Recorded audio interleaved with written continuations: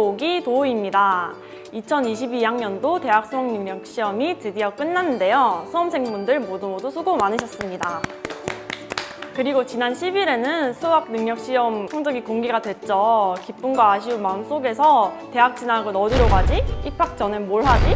많은 고민들이 있으실 것 같아요. 그래서 저희가 이렇게 모였습니다. 안녕하세요. 저는 21학년도 정시로 글로벌 비즈니스학과에 입학한 최명환입니다. 글로벌 비즈니스학과는 21세기 세계의 중심으로 떠오른 중국의 통상 및 비즈니스를 공부하는 학과로 영어, 중국어, 그리고 실무 능력까지 갖춘 인재를 양성하기 위한 학과입니다. 안녕하세요. 저는 21학년도 정시로 스마트 ICT 융합공학과에 입학한 엄태윤이라고 합니다. 스마트 ICT 융합공학과는 4차 산업혁명 시대에 요구되는 소프트웨어와 하드웨어 지식 그리고 인문학적 컨텐츠 지식들을 모두 배운 다음 그것들을 융합하는 과정으로 나아가는 학과입니다. 네, 안녕하세요. 저는 21학년도 정시와 실기로 입학한 김도우입니다. 저희 현대미술학과는 드로잉이나 미술 이론부터 시작해서 퍼포먼스, 설치 작업같이 다양한 미술을 전반적으로 다루는 학과입니다. 네, 이렇게 건국대학교 21학년도 정시생러들이 모였죠. 오늘은 여러분들을 위해서 작년에 저희가 입시하면서 겪었던 경험들이나 속마음들을 이야기해보는 시간을 갖겠습니다. 네, 간단한 질문부터 먼저 할게요. 21학년도 모집 당시에 자신 학과 모집 인원이 몇 명이었는지 또 지원한 이유가 무엇인지 먼저 말씀 부탁드릴게요. 저희 학과는 이제 작년에 모집 인원이 16명이었습니다. 그래서 다른 공과대학교 학과들에 비해서 상당히 적은 숫자라고 볼 수 있는데 그럼에도 불구하고 제가 저희 학과를 선택한 이유는 수능 공부를 하면서 제가 컴퓨터랑 인공지능 쪽에 관심이 생기게 되면서 저희 학과를 선택했던 것 같습니다. 네, 저희 현대미술학과는 모집 인원이 32명이었어요. 앞에도 말씀드렸다시피 저희가 되게 다양한 걸 다루거든요. 근데 또 입시 시험은 순수 미술 계열로 봐요. 그래서 순수 미술을 시험 보고 들어와서 더 넓은 분야를 배울 수 있다는 점이 매력적으로 다가와서 지원을 하게 됐습니다. 저희 학과는 우선 4명이었는데요. 우선 경제나 마케팅처럼 제가 평소에 배우고 싶었던 과목을 배울 수도 있기도 했고 또 요즘 또 중국이 미국과 함께 세계의 중심으로 떠오르고 있잖아요. 그래서 중국에 대해서도 더 배울 수 있을 것 같아서 저는 이 학과에 지원하게 되었습니다. 네, 저희가 이렇게 정시러로서 모였잖아요. 그래서 정시만의 장점, 정시로 지원한 이유가 따로 있을까요? 저는 원래 고등학교 1학년 때는 수시를 준비했었는데요. 다양한 부분을 준비해야 된다는 점에서 스트레스를 받아서 2학년 때부터는 정시에 집중하기 시작했습니다. 그 이유가 우선 시험에서 긴장을 잘 하지 않고 또 시험 성적도 그렇게 들쑥날쑥한 편이 아니다 보니까 전 정시를 선택하게 되었습니다. 그리고 우선 정시의 장점은 성적표에 있는 숫자에 따라 자기 대학교가 갈리기 때문에 자기가 충분히 공부만 열심히 해서 성적만 올린다면 좋은 대학교에 갈 수 있다는 점인 것 같아요. 그리고 특히 탐구 영역이나 외국어 영역 중에서 자신이 좋아하거나 자신 있는 과목만 열심히 공부를 하면 되기 때문에 수시보다 오히려 공부에 대한 압박이 덜했던 것 같습니다. 저 같은 경우는 현대미술학과가 100% 정시 모집뿐이라서 어쩔 수 없이 정시로 지원을 하게 됐는데요.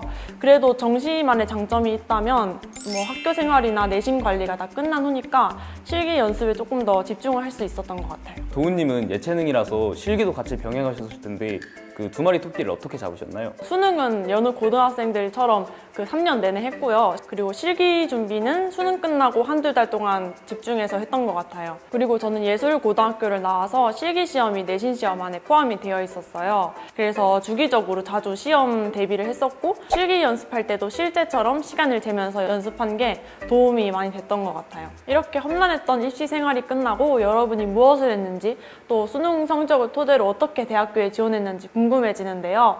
지금부터는 밸런스 게임으로 진행해 보겠습니다. 수능이 끝나고 놀았다 아니면 다른 일을 했다. 하나, 둘, 셋. 다른 놀았다. 일을 했다. 방금 놀았다고 말씀하셨나요? 네, 놀았다고 하긴 했지만 노는 게 아니었죠. 물론 이제 수능이 끝나고 원서 접수도 노력이 필요하지만 저는 개인적으로 그동안 고생한 스스로를 위해서 마인드 컨트롤하는 시간이 중요하다고 생각합니다. 좋지 못한 결과 때문에 스스로에 대한 좀 아쉬움이 남아서 좀 자책하는 수험생분들이 많으실 것 같은데 좀 지나간 일에 대해서 그리고 좀 정해진 결과에 대해서 너무 크게 신경 쓰지 않으셨으면 하는 생각입니다. 저는 어느 정도 지원할 학교들을 결정한 뒤에 원서 접수를 한 후에 이제 해당하는 학교들의 학교 홍보 영상이나 학교 대학생활 브이로그 등을 찾아보면서 학교 생활의 기대치를 높여서 결과에 대한 아쉬움을 많이 떨쳐낼 수 있었던 것 같아요. 명아님도 노셨다고 그랬죠? 당연하지. 네, 당연히 이제 수능이 끝나는데 저한테도 놀 시간을 줘야 되지 않겠습니까? 아무래도 이제 수능이 끝나면은 다른 거는 이제 손에 잡히지 않잖아요. 그래서 이제 게임이나 영화, 드라마를 보면서 다른 거에 신경을 쓰려고 좀 노력을 많이 했어요. 네, 저도 이렇게 두 분처럼 놀고 싶었는데 저는 수능 끝나고 바로 실기에 몰두를 했어야 됐어가지고 아쉽게 못 놀았어요.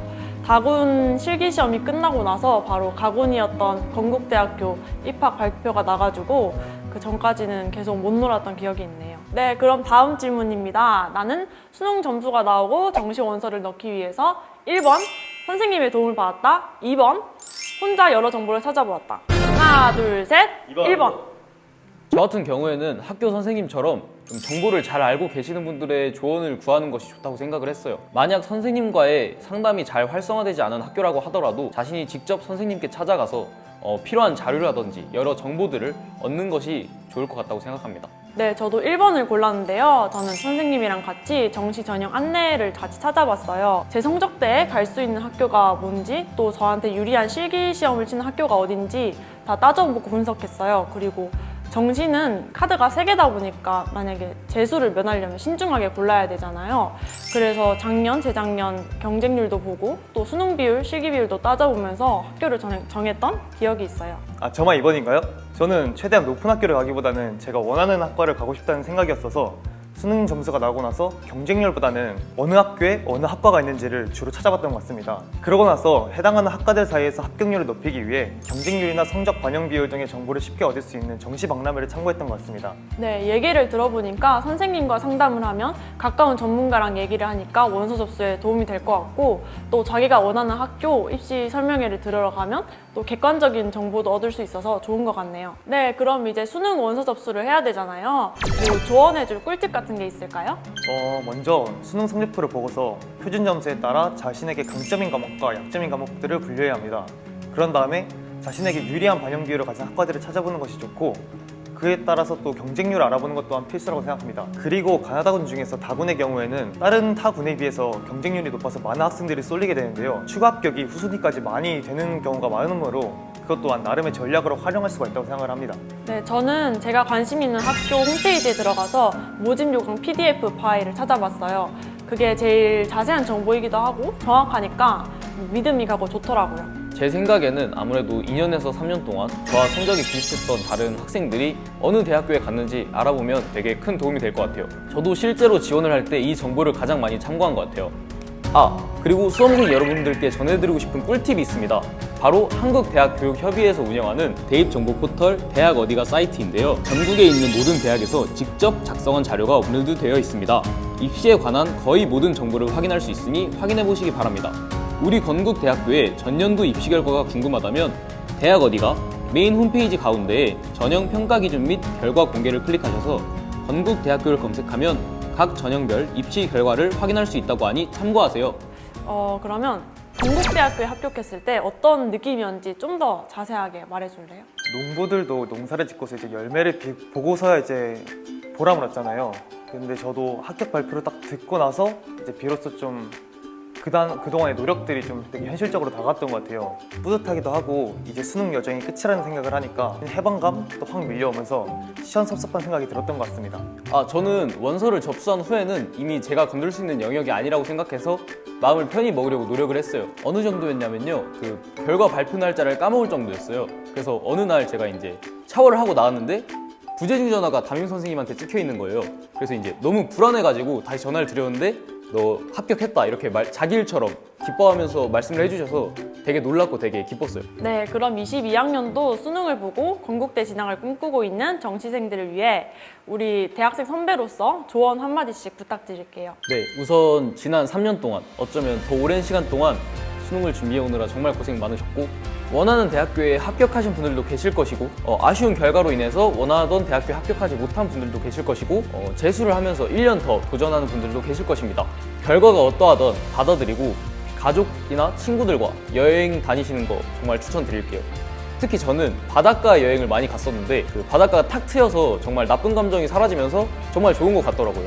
그리고 운전면허는 시간 남을 때 꼭 따셨으면 좋겠습니다. 이게 나중 가면 부담이 된다고 하더라고요. 그럼 명아님은 그때 바로 따셨어요? 저는 여름방학. 네, 모두 수능 보느라 정말 수고 많으셨어요. 예체능생이라면 지금 실기에 막 스포츠를 올리고 계시겠죠?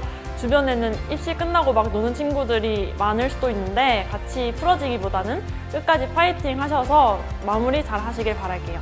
수험생 여러분, 다들 정말 고생 많으셨고 모두가 만족하는 결과를 얻으시길 바랍니다. 방학 기간 동안에 푹 쉬시고 내년 3월부터 캠퍼스 라이프 즐겁게 즐기시기 바라겠습니다. 22학년도 수험생 여러분, 마지막까지 힘내시고 내년에 건국대에서 뵙겠습니다. 파이팅! 안녕! 안녕. 수험 때로 오세요. 오세요.